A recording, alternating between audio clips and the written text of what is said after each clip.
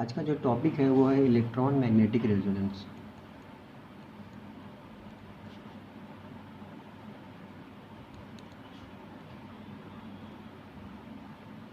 Electron magnetic resonance, हमारे पास दो तरह के मैग्नेटिक रेजोनेंस मेथड है। पहला था NMR, that is nuclear magnetic resonance, और जो दूसरा है वो है इलेक्ट्रॉन मैग्नेटिक रेजोनेंस। तो एनएमआर डिस्कस हो चुका है, अब हम लोग डिस्कस करेंगे इलेक्ट्रॉन मैग्नेटिक रेजोनेंस को। तो इसके डिफरेंट टाइप्स ऑफ, इसके और भी कई नाम हैं, जैसे इलेक्ट्रॉन पैरामैग्नेटिक रेजोनेंस से बोलते हैं, इसको शॉर्ट फॉर्म में ईपीआर बोलेंगे। इलेक्ट्रॉन स्पिन रेजोनेंस बोलते हैं, इसको शॉर्ट फॉर्म में ईएसआर बोलेंगे। और इलेक्ट्रॉन मैग्नेटिक रेजोनेंस ईएमआर, मतलब तीनों एक ही चीज़ें हैं, इसको अलग अलग नामों से जाना जाता है। तो जैसे एनएमआर में हम लोग न्यूक्लियर के ओरिएंटेशन की बात करते थे, लेकिन जो ईएसआर टेक्निक है, ये जो स्पेक्ट्रोस्कोपिक टेक्निक है, वो वन वैलेंस इलेक्ट्रॉन सिस्टम या मोर than one unpaired electron system पे फॉलो होता है। मतलब ऐसे एटम्स जिनके पास एक वैलेंस इलेक्ट्रॉन हो, मतलब वन या मोर देन वन अनपेयर्ड इलेक्ट्रॉन हो। अनपेयर्ड इलेक्ट्रॉन होना ही ईएसआर टेक्निक के लिए सबसे ज़्यादा इम्पॉर्टेंट है। अनपेयर्ड इलेक्ट्रॉन नहीं होंगे तो वो ईएसआर स्पेक्ट्रा या फिर ईएसआर रेजोनेंस नहीं शो करेगा। इसको लैंग्वेज में भी लिख सकते हैं। लैंग्वेज में इसको कैसे बोलेंगे? EMR is spectroscopic technique confined to the study of one valence electron system, मतलब वन वैलेंस इलेक्ट्रॉन सिस्टम के लिए कन्फाइंड किया गया है, या फिर more than one unpaired electron system के बारे में। इसकी थोड़ी और थ्योरी अगर देखते हैं तो ये जो मेथड है वो एंगुलर मोमेंटा को, मतलब जो जो ई एस आर इंफॉर्मेशन देता है उसमें ये मैक्सिमली यूज़ करता है एंगुलर मोमेंटम का। जैसे अगर कोई इलेक्ट्रॉन है तो मेनली हम लोग उसके जनरली हम लोग क्या कंसिडर करते हैं, दो टाइप ऑफ मोशन कंसिडर करते हैं, ऑर्बिटल मोशन और spin motion. Corresponding to these two type of motion there is two type of angular momenta, orbital angular momentum and spin angular momentum. मतलब दो इलेक्ट्रॉन है, electron के दो type of motion, पहला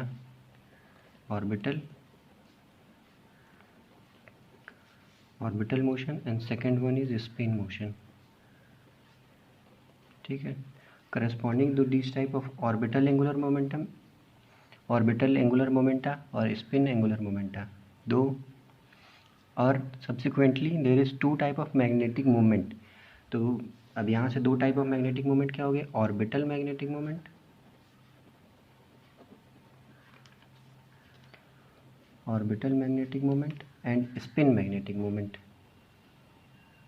जिसके बारे में पहले भी देख चुके हैं, स्पिन मैग्नेटिक मूवमेंट। ठीक है, तो ये सार टेक्निक, उसके डिफरेंट नेम्स, इस सार टेक्निक किस चीज़ पे वर्क करता है और इसके बारे में अब इसका description. Most of the cases में क्या होता है कि जो मैग्नेटिक मोमेंट है वो स्पिन मोशन की वजह से ज़्यादा कंट्रीब्यूट करता है। ठीक है, जो स्पिन मोशन इलेक्ट्रॉन का है वो मैग्नेटिक मोमेंट में ज़्यादा कंट्रीब्यूट करता है, orbital moment does not contribute to the total magnetic moment of the electron. ठीक है, इससे ये क्या कंक्लूजन निकलता है कि ये सार सिस्टम में जो मैग्नेटिक मोमेंट हम लोग यूज़ करेंगे वो जो स्पिन मैग्नेटिक मोमेंट है वही मेन है। स्पिन मैग्नेटिक मोमेंट ही टोटल मैग्नेटिक मोमेंट होगा। Spin magnetic moment is total magnetic moment. ठीक है, अब ये इसकी शॉर्ट थ्योरी थी।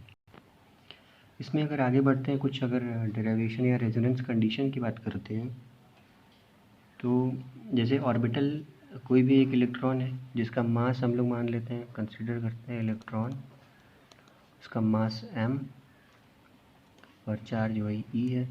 तो ऑर्बिटल मैग्नेटिक मोमेंट को डिनोट करते हैं म्यू एल से। Mu L is equal to L mu B, पहले भी पढ़ चुके हैं, ये अपना इक्वेशन 1 हो जाएगा। जो टॉपिक था orbital magnetic moment and bore magneton वाला, उसमें ये फार्मूला प्रूफ करते हैं, जहाँ पे म्यू बी जो है बोर मैग्नेटॉन है, और इसका फार्मूला सबको पता है, E H cut upon 2mc, या 2m डेल्टा भी लिखते हैं, नेचुरल यूनिट में सी हटा भी सकते हैं।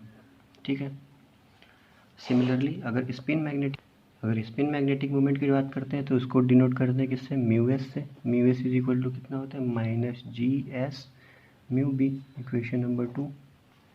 तो हमारे पास दोनों एंगुलर मोमेंट का फॉर्मूला हमको मिल गया, ऑर्बिटल का भी और स्पिन का भी। तो टोटल का लिख सकते, टोटल हो जाएगा mu S plus mu L, तो ये हो जाएगा L mu B minus G S mu B, question number 3। लेकिन अभी हमने थ्योरी में क्या देखा था कि जो ऑर्बिटल वाला है वो टोटल एंगुलर मोमेंटम में कंट्रीब्यूट नहीं करेगा, तो हम लोग इस टर्म को नेगलेक्ट करते हुए छोड़ देंगे और म्यू हो जाएगा minus G S mu B. यही हमारा म्यू एस है, मतलब जो टोटल एंगुलर मोमेंटम है वो स्पिन मैग्नेटिक मोमेंट के बराबर होगा। जो टोटल मैग्नेटिक मोमेंट है वो स्पिन मैग्नेटिक मोमेंट के बराबर होगा, ठीक है। तो थ्योरी यहाँ पे सेटिस्फाई हो रही है। तो ईएसआर टेक्निक में स्पिन मैग्नेटिक मोमेंट के बारे में इतनी बातें पता चली। अब अगर आगे बढ़ेंगे तो उसमें देखना होगा कि बेसिक प्रिंसिपल क्या है ईएसआर का, और रेजोनेंस कंडीशन। जैसे एनएमआर में रेजोनेंस कंडीशन थी H nu is equal to G N N mu B करके, वैसे ही इसमें क्या है, इसमें क्या होता है वही सेम स्टार्टिंग की कुछ चीज़ें वैसे ही सेम फॉलो करनी पड़ेगी। जैसे कि इंटरेक्शन एनर्जी निकाला था, इंटरेक्शन एनर्जी कोई भी अगर इलेक्ट्रॉन है, अगर एटॉमिक मैग्नेटिक मोमेंट म्यू है और एक्सटर्नल मैग्नेटिक फील्ड एच में हमने प्लेस कर दिया है, तो कुछ इंटरेक्शन एनर्जी वहाँ पे मिलेगी। तो माइनस म्यू डॉट एच, उसमें भी उस वाले में वीडियो में भी किया था, ठीक है, ज़्यादा अच्छे से किया था उसमें। इसमें थोड़ा शॉर्ट फॉर्म में कर रहे हैं, mu H cos of theta, question number first हो जाएगा। थीटा क्या है, theta is the angle between mu, ये मैग्नेटिक मोमेंट और एक्सटर्नल मैग्नेटिक फील्ड के बीच का जो एंगल है वो थीटा है। क्योंकि यहाँ पे स्पिन मैग्नेटिक मोमेंट की बात होती है, इसलिए हम लोग यहाँ पे स्पिन क्वांटाइजेशन का फॉर्मूला लिखेंगे। स्पिन क्वांटाइजेशन का फॉर्मूला पता ही होगा सबको, that is M S is equal to S cos theta. यहाँ से फिर वही चीज़ करेंगे, कॉस थीटा की वैल्यू निकाल लेंगे, M S by S, equation number 2, ठीक है। जो थर्ड चीज़ हमारे पास आई थी वो क्या आया था कि म्यू की वैल्यू हमने निकाल लिया था, minus G S mu B, equation number 3। अब इन तीनों इक्वेशन से अगर हम लोग एनर्जी वाले फॉर्मूले में जाएंगे, E is equal to mu की वैल्यू क्या हो जाएगी, minus G S mu B, फिर एच है कॉस थीटा की value M S by S, ये एस और ये एस कैंसिल हो जाएगा, तो इंटरेक्शन एनर्जी का फॉर्मूला आ जाएगा माइनस जी, ये माइनस माइनस प्लस हो जाएगा, बिकॉज यहाँ पे भी माइनस है और यहाँ पे भी माइनस है, तो ये प्लस हो जाएगा, plus G mu B H और एम एस। ये formula interaction energy in the case of ESR, electron spin resonance. जहाँ पे जी है वो कांस्टेंट ही है, तो इसका मतलब ये जो शो करता है, जो हमारा इंटरेक्शन एनर्जी है वो डिपेंड कर रहा है spin quantum number M S, मतलब एम एस पे डिपेंड कर रहा है। जो इंटरेक्शन एनर्जी है that's depend on M S and external magnetic field H, इन दोनों के डायरेक्टली प्रोपोर्शनल यहाँ पे है। और थ्योरी में हमने पढ़ा था कि M S can have values 2s plus 1 values कर सकता है, from plus S to minus S, ठीक है। और minus S to plus S by difference 1, मतलब एक के डिफरेंस है। जैसे 1 है तो प्लस 1, 0 माइनस 1, क्योंकि 1 का डिफरेंस होना चाहिए, बाई डिफरेंस यूनिटी बोल सकते हैं इसको। तो जो फील्ड है वो फ्री लेबल्स है, वो जो फ्री लेबल्स है वो 2s प्लस 1 सब लेबल्स में स्प्लिट हो जाते हैं। तो इससे क्या होता है कि दस the effect of external field in the splitting of the each of the free field labels into 2s plus 1 sublabel, the transition between the splitted energy levels is called ESR transition। इसी transition को ESR transition बोलते हैं, जो free levels और splitted levels के बीच में जो ट्रांजिशन होता है that is your ESR transition. अब लेट कर लेते हैं कि इसमें जो फ्रीक्वेंसी ऑफ ट्रांजिशन है दैट इज़ न्यू है, तो H nu is equal to, जैसे उसमें लिखते थे E2 minus E1 that is your delta E, ठीक है। अगर हम लोग लेट कर लेते हैं जो स्पिन है वो प्लस हाफ है, तो बाई डिफरेंस 1 हम इसको कैसे लिख सकते हैं, प्लस 1/2 एंड माइनस 1/2 लिख सकते हैं, ठीक है, by from plus S to minus S, ये समझना जरूरी है बाई डिफरेंस 1। अब अगर इसको फॉर्मूले में पुट करते हैं, जैसे for S is equal to +1/2, interaction energy क्या हो जाएगी, E इज इक्वल टू हो जाएगा MS की वैल्यू half G/μB/h for S is equal to -1/2, ये हो जाएगा E, इसको +1/2 दे देते हैं, E -1/2 जो होगा वो कैसे लिखेंगे, हो जाएगा -1/2 G/μB/h। ठीक है, अब हम लोग जो डेल्टा निकाल रहे थे दैट इज एच न्यू है, ये है E +½ -E -½ ठीक है।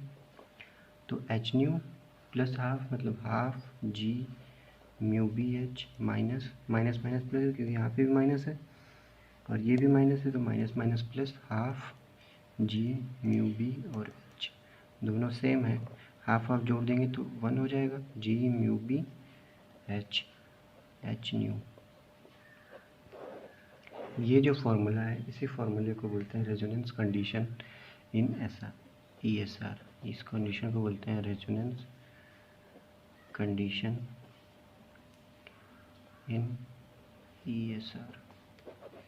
ESR का जो रेजोनेंस कंडीशन है वो ये फॉर्मूला। जो फ्रीक्वेंसी यहाँ पे यूज़ होती है वो माइक्रोवेव रीजन की होती है, दैट इज़ माइक्रोवेव रीजन, मतलब 10⁹ to 10⁻12 हर्ट्ज़। ठीक है, तो इससे क्या होता है, इसका क्या मतलब हुआ कि माइक्रोवेव टेक्निक जो है वो यूज़ होती है किसमें, ESR, मतलब ESR detection of ESR transition में कौन सी टेक्निक यूज़ होती है, that is your microwave technique. और जैसे NMR में हमने पढ़ा था कि for each value of new and H satisfy करना चाहिए रेजोनेंस कंडीशन, तो यहाँ पे भी वही चीज़ है, each value of new and H के लिए जो है सेटिस्फाई होना चाहिए रेजोनेंस कंडीशन। यहाँ पे भी 2 एक्स बैंड स्पेक्ट्रोमीटर होता है, ESR x band spectrometer, ESR x band spectrometer. अगर हम लोग जो है ESR स्पेक्ट्रोमीटर 9.5 गीगाहर्ट्ज़ फ्रीक्वेंसी पे ऑपरेट कर रहे हैं तो इसको बोलते हैं एक्स बैंड स्पेक्ट्रोमीटर। और ऐसे स्पेक्ट्रोमीटर जो ऑपरेट करते हैं हायर फ्रीक्वेंसी पे दैट इज़ 35 गीगाहर्ट्ज़, इस फ्रीक्वेंसी पे ऑपरेट करने वाले, जहाँ इसका मतलब जो फील्ड स्ट्रेंथ है वो 3.4 टेस्ला की है और यहाँ पे जो फील्ड स्ट्रेंथ है वो 0.34 टेस्ला समथिंग होता है। तो ऐसे स्पेक्ट्रोमीटर जो हायर फ्रीक्वेंसी पे ऑपरेट किए जाते हैं उसको बोलते हैं Q band ESR spectrometer, Q band ESR spectrometer. ये क्यू बैंड और एक्स बैंड ये दोनों के बारे में भी जानना ज़रूरी होता है, वाइवा में पूछा जाता है बहुत जगह कि क्यू बैंड क्या होता है, क्यू बैंड ESR स्पेक्ट्रोमीटर किस फ्रीक्वेंसी पे ऑपरेट होता है और बाकी और किस फ्रीक्वेंसी पे ऑपरेट किया जाता है। ठीक है, दैट्स इट, थैंक यू।